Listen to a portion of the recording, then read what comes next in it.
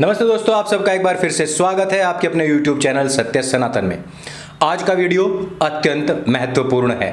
मौलाना कलीमुद्दीन, जिसके विषय में हम कई बार वीडियोस में बात कर चुके हैं, जिसके जहरीले भाषण इंटरव्यूज काफी वायरल हो चुके हैं। अग्निवीर वाले संजीव नेवर जी ने उसके क्लिप्स हमेशा ही हर बार ट्वीट किए हैं, लोगों को जो गुमराह हैं उनको आगाह करने का कार्य किया कि किस प्रकार से एक पढ़ा लिखा मुसलमान उस अंधविश्वास को फैला रहा है जिसके पीछे ना कोई साइंस है, ना कोई तर्क है, ना कोई विद्या है, सिर्फ और सिर्फ वो नफरत जो कुरान नामक एक तथाकथित कुदरती किताब, अल्लाह की बांची हुई किताब में लिखी हुई है, जिसमें कहा गया है कि काफिर केवल और केवल जहन्नम की आग में झोंके जाने वाला ईंधन है। और मैं सभी काफिरों, सभी गैर मुसलमानों को मुसलमान बना करके उनके ऊपर एक एहसान कर रहा हूं। ये सारे के सारे क्लिप्स आपको नीचे पिन कमेंट में मैं एक लिंक दूंगा, जो कि आपको मेरे टेलीग्राम ग्रुप पर लेकर के जाएगा, जहां पर तकरीबन 50,000 लोग जुड़े हुए हैं। यह कितना घाग व्यक्ति है, यह गैर मुसलमानों के लिए कितना टॉक्सिक व्यक्ति था, यह आपको वहां से जानने को मिलेगा। काफी बार लोग पूछते हैं कि आपके वीडियो में ये पीछे पौधा कौन सा है। ये पौधा योगी जी का वो फेवरेट पौधा है जो आजकल उन्होंने दे रखा है। ये है बांस का पौधा। और योगी जी लेने का कार्य बहुत करते हैं। कभी किसी की जमीन पर बुलडोजर चलवा देते हैं, उसकी जमीन वापस सरकारी खाते में गिरवा देते हैं, लेकिन देने का एक ही कार्य है और वो है बांस। इस वजह से मैं कहता हूं, दिल्ली के अंदर जब मौलाना साद को पकड़ने का कार्य हुआ, दिल्ली की सरकार उस समय पर थर थर कांप रही थी। मौलाना साद के विषय में आज तक किसी को कुछ नहीं पता।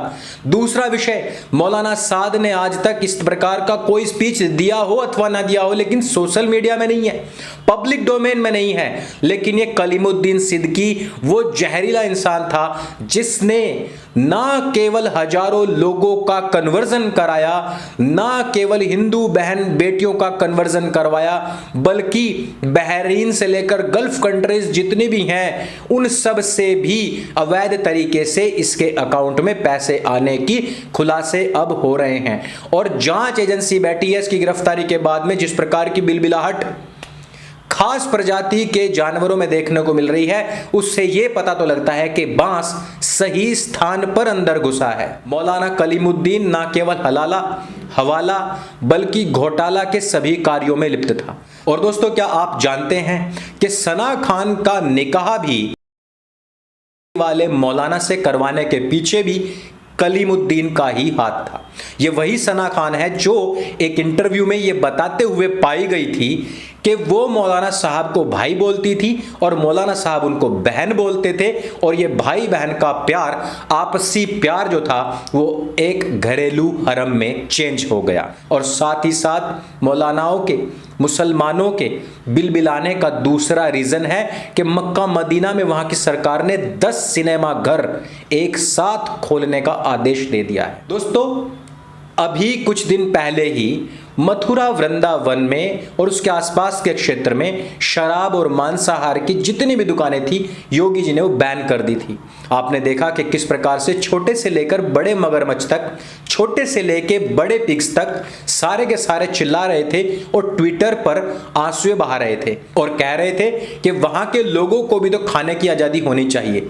तो दोस्तों, क्या आज मक्का मदीना के लोगों को देखने की आजादी नहीं होनी चाहिए?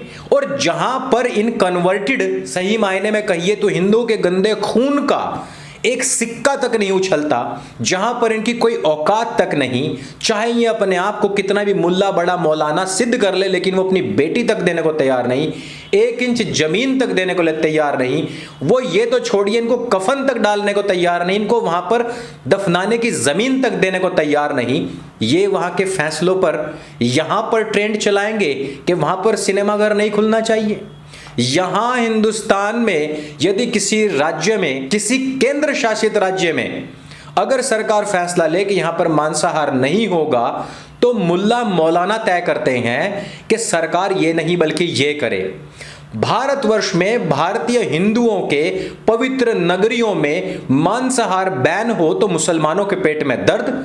और अगर कोई व्यक्ति मक्का मदीना में, जैसे कि पिछले दिनों डिमांड भी हुई थी कि मक्का मदीना में जो वहां पर बैंड गोश्त है, आप जानते हैं किस जानवर की मैं बात कर रहा हूं, उस बैंड गोश्त को वहां क्यों नहीं बिकवाते? गोश्त तो छोड़िए, वहां पर सिनेमा घर खुल रहा है, उस तक के लिए भारतीय मुसलमानों के पेट में दर्द हो जाता है। तो आप सोच सकते हैं कि आपकी आस्था के प्रति भारतीय मुसलमानों के दिल में कितना स्थान है, और अपनी आस्थाओं के प्रति, चाहे वो भारतवर्ष छोड़िए मक्का मदीना तलक क्यों ना हो, चाहे वो म्यांमार या श्रीलंका, बांग्लादेश या चाइना क्यों ना हो, उनके पेट में हमेशा दर्द होता है। हिंदुओं की आस्था से उन्हें कोई मतलब नहीं, छोटे से लेके बड़े मगरमच्छ तक किसी को कोई मतलब नहीं, लेकिन अपनी आस्था के लिए वो किसी की जान भी ले सकते हैं। तीसरी चीज और सबसे महत्वपूर्ण चीज, अफगानिस्तान में मुल्ला बरादर के बारे में बताया जा रहा है कि अफगानी तालिबानियों ने ही उसको जान से मार दिया है। अब मुल्ला बरादर को खुद तालिबानियों ने क्यों मारा? इसका रीजन था कि मुल्ला बरादर जो है वो अपने फिरके से दूसरे फिरके के लोगों को भी अपने साथ में लाना चाहता था। अब आप सोच सकते हैं कि A town B town in India, यहां पर दूसरी कास्ट में शादी तक हो जाती है। यहां पर कैंडिडेट कोई भी खड़े हो उसको सभी जातियां वोट देती हैं, सभी मजहब के लोग भी वोट दे देते हैं। लेकिन इस्लामिक हुकूमत यदि वहां पर है तो वहां पर गैर फिरके वाले लोगों तक को भी बर्दाश्त नहीं किया जाता है। यहां पर मैं कह रहा हूं कि वो भी मुसलमान और वो भी मुसलमान, लेकिन फिरके दूसरे हैं, इसलिए उन्होंने अपने बाप सरीखे नेता को मार दिया। अब आप सोचिए कि इस्लामिक हुकूमत में जब दूसरे फिरके वाले को बर्दाश्त नहीं किया जा सकता तो दूसरे मजहब वाले को कैसे बर्दाश्त किया जा सकता है? और यही उस किताब की सच्चाई, असली सीख है जो मैं पिछले 3 साल से आप लोगों को बता रहा हूं, समझा रहा हूं, सिखा रहा हूं। अगर आज भी आप इन उदाहरणों से नहीं समझते हैं तो फिर आपको कोई भी बचा नहीं सकता है।